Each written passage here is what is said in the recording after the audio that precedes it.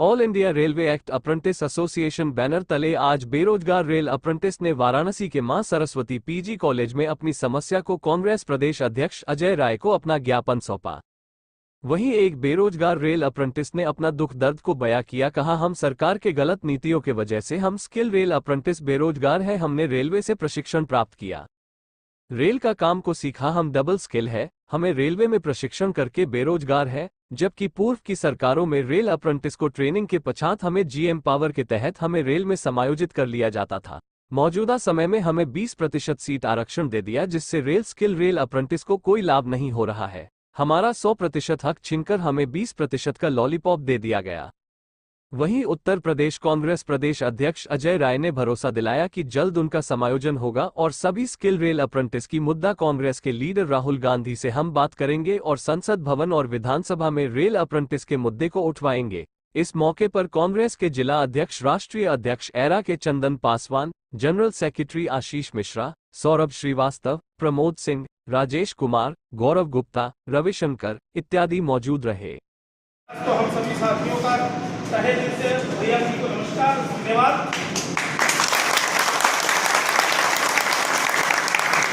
साथियों, आज ये दौर है कि जो चीजें हैं, मैं अपने राष्ट्रीय अध्यक्ष श्री चंदन पासवान जी को आमंत्रित करना चाहूंगा कि वो आए और हमारे सेक्रेटरी महोदय मिस्टर आशीष मिश्रा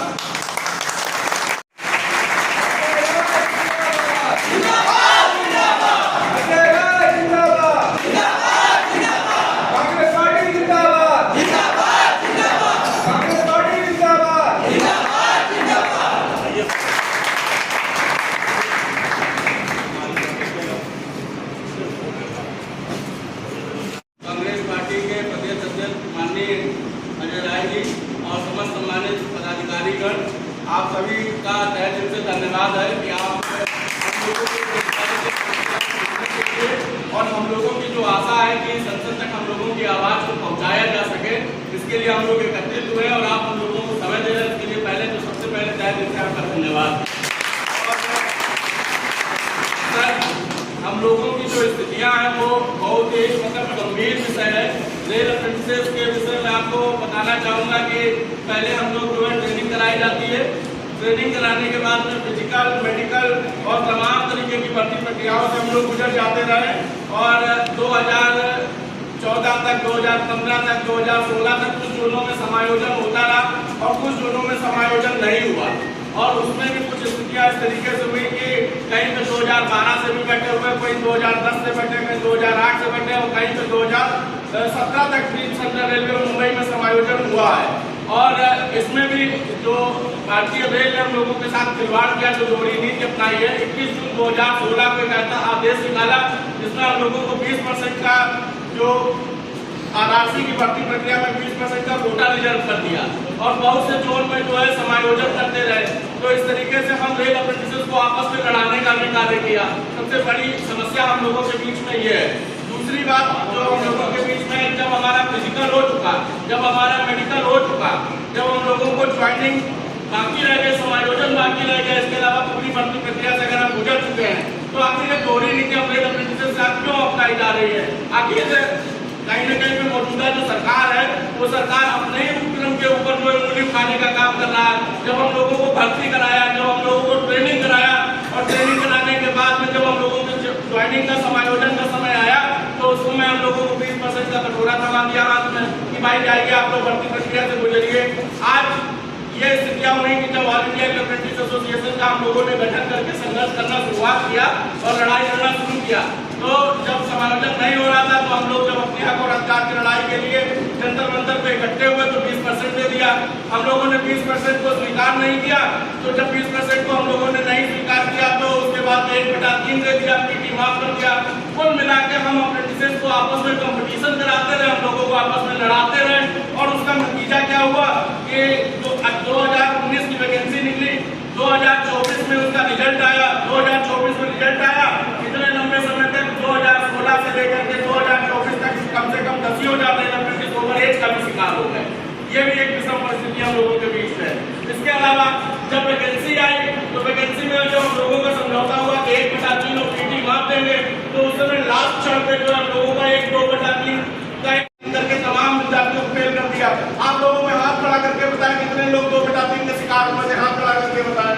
देखिए सर, ये समस्या है लोगों के बीच में। अगर समझौता हुआ, नियम होता, नियम बनने के बाद भी एक ऐसा नियम तोड़ दिया जिसमें नौजवान जो है बेरोजगार के बेरोजगार रह गए। और आपसे विनम्र निवेदन हम लोगों का ये है कि हम लोगों की जो हक और अधिकार की लड़ाई है उसमें आप जो है हम लोगों की आवाज बने। हम लोगों की जो भी, वैसे तो हम लोग छात्र हैं, अगर कोई कमी हो जाए तो उसके लिए क्षमा करेंगे और मार्गदर्शन हम लोगों को जरूर करिए। और आशा है कि आप जो भी मार्गदर्शन हम लोगों को करेंगे उसमें हम लोग कार्य करेंगे और हम लोगों को सफलता जरूर मिलेगी।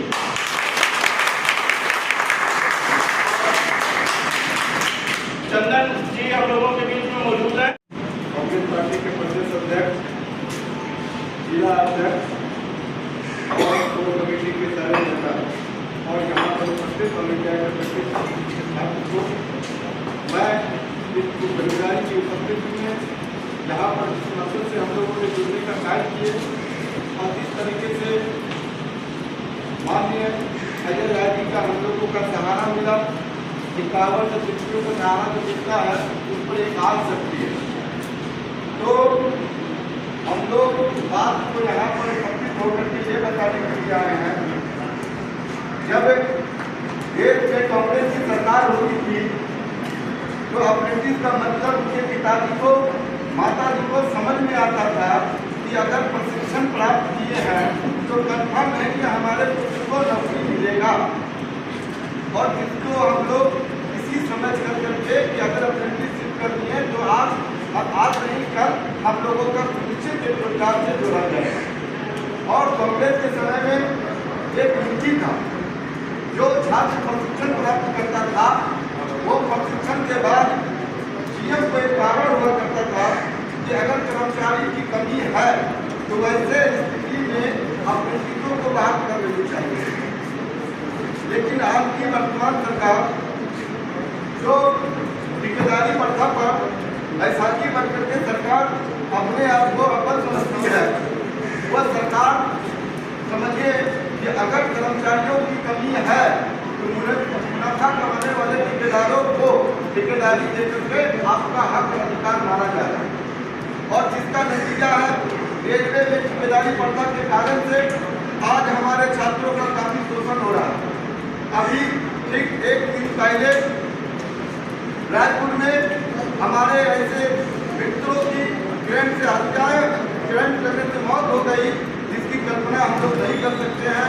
हम माननीय डॉक्टर हम चाहेंगे सदन में भी एक प्रयास हो कि कम से कम जो प्रशिक्षण छात्र करता है वह प्रशिक्षण के नाम पर उनके साथ शोषण होता है। अगर किसी पदाधिकारी के द्वारा शोषण करते वक्त किसी तरीके का अप्रिय घटना घटे तो प्रशिक्षण के द्वारा उसी समय एक नीति नियत करनी चाहिए कि प्रशिक्षण में उनके एक परिवार के सदस्य को नौकरी मिलनी चाहिए और उन परिवार को एक मुआवजा के रूप में भी मिलनी चाहिए, क्योंकि एक पूरे माँ बाप का एक बेटा सहारा होता है और सहारा रोजगार करेगा, बुढ़ापा का लाठी बनेगा। लेकिन वर्तमान की सरकार वो लाठी बनाने की जगह वैसे ही भाव को कभी किरण से कभी इसी तरीके का प्रताड़ना करके एक सांसद को मृत्यु के दिया जा रहा है। साथियों, तो अभी हमारे हम लोगों के बीच में कांग्रेस की कोई स्थिति बहुत बेहतर हुई है, इसलिए माननीय राहुल गांधी की इस तरीके का बात करके उस पर लोगों को पूरा विश्वास है। अगर वो सरकार आएगी तो हम लोगों के घर में रोटी छोटी और सुधार विभाग होगा। रोजगार की बात कीजिए, जो मुद्दों से भटका करके परिवार का बात करता है, कोई तरीके का बात कर सकता। हम लोगों को वैसे मुद्दे पर नहीं जाना है, हम लोग देश निर्माण से रोजगार प्रभावित करेंगे।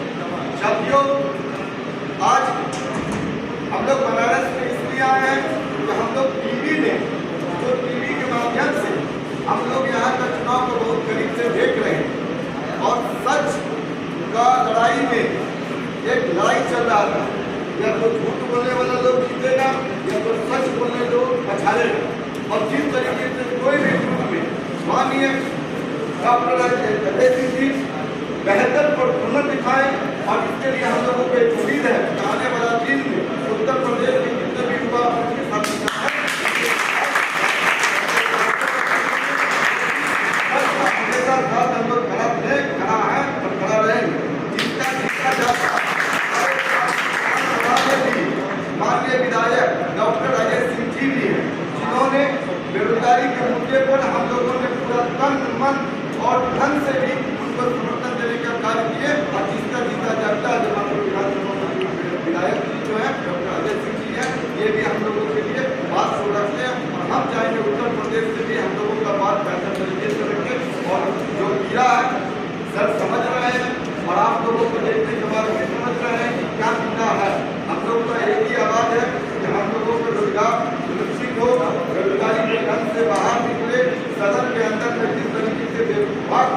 माननीय राहुल गांधी की बात को रखते हैं, सच से रखते हैं। हम चाहेंगे कि ऑल इंडिया कम्युनिस्ट का मान एक सदन के अंदर एक बेहतर तरीके से रखा जाए और आने वाला दिन में रोजगार सुनिश्चित हो और इसके सदन में कानून का बदलाव की जो हो उसमें बात हो।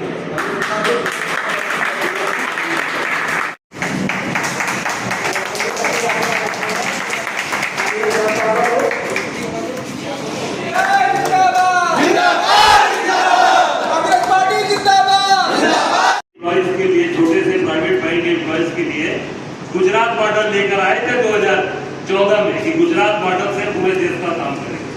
वो गुजरात मॉडल का सच सामने आया है कल। अब जनता वहां भी जागी है, वहां के लोग भी बहुत दिन से 20 साल से 25 साल में विश्वास में थे आज बदलेगा, कल बदलेगा, कल बदलेगा, परसों बदलेगा, भैया कब बदलेगा? आज कहीं के नहीं रह गए और इतनी बड़ी भीड़ खड़ी हो गई, उन्माद हो गया। अब देखिए रेलिंग तोड़ दिया, बैंक की स्थिति क्या हो गई। तो ये जो नौजवान तबका यहाँ बैठा है, आज ये पढ़े लिखे होनहार व्यक्ति कहाँ जाएगा?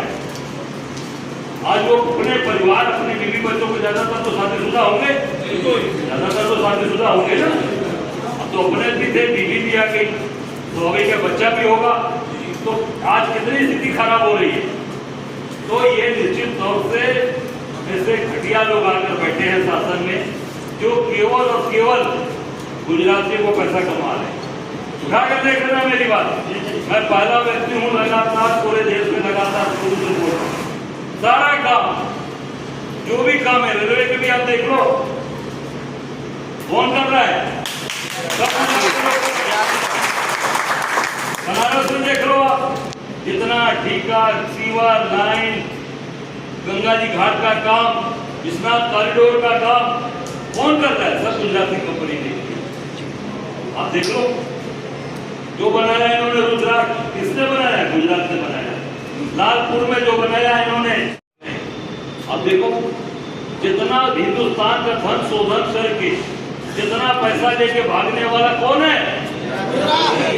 भाई आप देख लो आपके सामने, नीरव मोदी, मेहुल चोकसी, देखो जितने लाइन लगी है। और अभी एक भाग गया, कौन भागा है अभी? अरे सिपाही की भर्ती जो इन्होंने निकाला था, उसका घोटाला भी किस पेपर कहां से लीक हुआ? अहमदाबाद से, गुजरात से। तो भैया उत्तर प्रदेश की सिपाही की भर्ती में गुजरात के आदमी का क्या काम है भाई? सारा पैसा वहीं से निकला है। एक एक कोचिंग इंस्टीट्यूट से इन लोगों ने मोटे मोटे पैसे वसूले हैं। गुजरात के लोगों ने एक इंस्टीट्यूट से जहाँ पढ़ाई होती है मेडिकल की, एक एक जगह पूरी जगह पे पैसा वसूला है। माननीय सर्वोच्च न्यायालय ने संज्ञान लिया है। मैं समझता हूँ बच्चों के साथ जरूर न्याय होगा, जरूर न्याय होगा।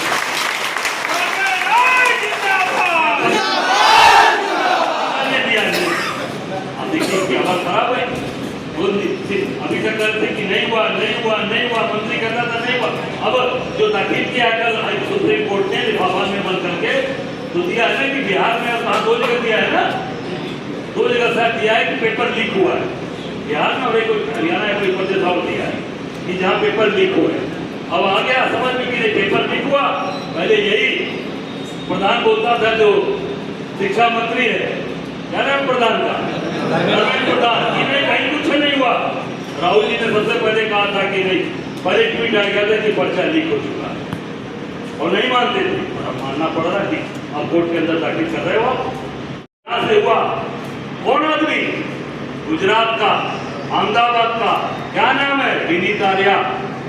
उसके फादर से मोदी जी से बड़ी छंती है विनीत आर्या की। उसने पहले एक दूसरी कंपनी बनाकर बिहार के अंदर भी फ्रॉडगिरी किया था। फिर दूसरी कंपनी एजुकेस्ट बनाया। एजुकेस्ट के माध्यम से इसने एग्जाम कराए पूरे ये सिपाही वाले, इसमें भी चोरी करके विदेश भाग गया। आप सोचिए क्या होगा भविष्य हमारा, आपका देश के साथ क्या हो रहा है? न्याय। आप कहाँ खड़े हो? तो मैं निश्चित तौर से घर में ले जाने का पूरा काम कर रहे हैं। और आप चिंता न करो, राहुल गांधी जैसा नेतृत्व आपको मिला है।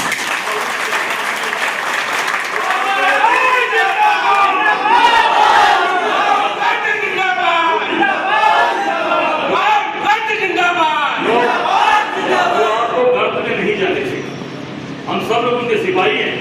हम सब लोग यहाँ खड़े सिपाही के तौर पर, हम आपको पीछे नहीं जाने देंगे, लड़ेंगे आपके लिए। आप देखिएगा उसका परिणाम भी।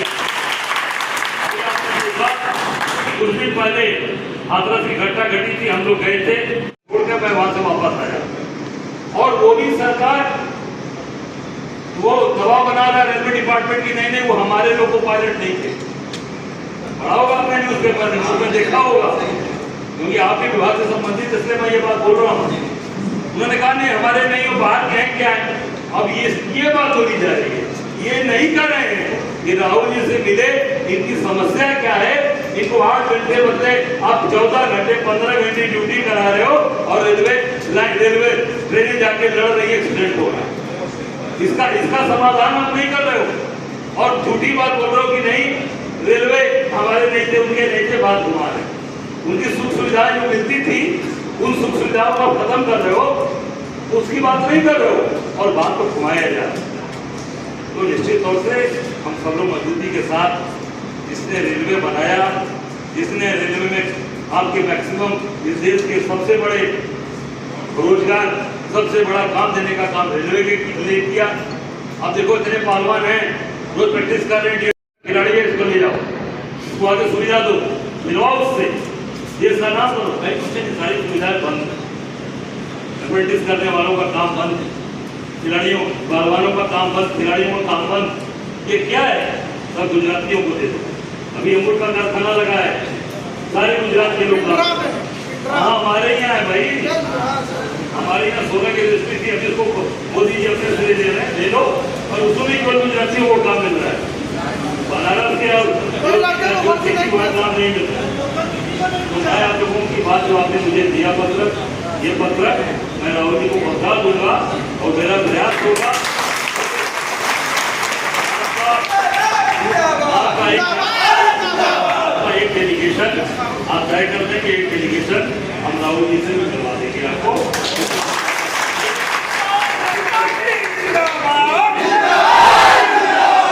निश्चित तौर से आपकी बात को लड़ेंगे, मेरा पूरा प्रयास होगा कि हम निश्चित तौर से एक पत्र इसमें जरूर मिलने के लिए डेलीगेशन का, इसके साथ मुझे दे दीजिए, जो आपने ये दिया है, एक राहुल जी के नाम से पत्र बनाकर एक फाइल पर दस्तखत करके मुझे दे दीजिएगा।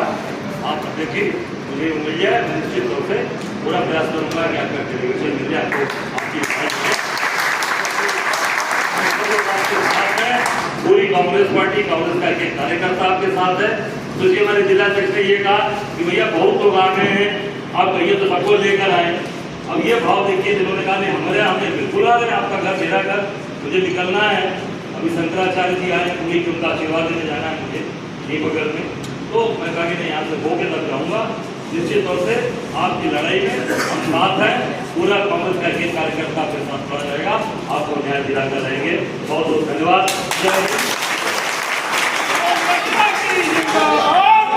मैं उनके बीच में आया हूँ, इनसे बाकायदे प्रैक्टिस कराई गई, इनको प्रशिक्षण दिया, और जो कोटा इनका था वो कोटा खत्म कर दिया गया, और इनको केवल और केवल आपस में झगड़े करा रहे हैं, आपस में इनका समायोजन नहीं हो रहा है रेलवे में।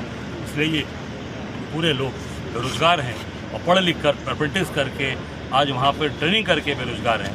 निश्चित कांग्रेस इसकी बात उठाएगी, राहुल जी तक इनकी बात हम पहुँचाएंगे, और निश्चित तौर से इनको न्याय दिलाने का हम प्रयास करेंगे।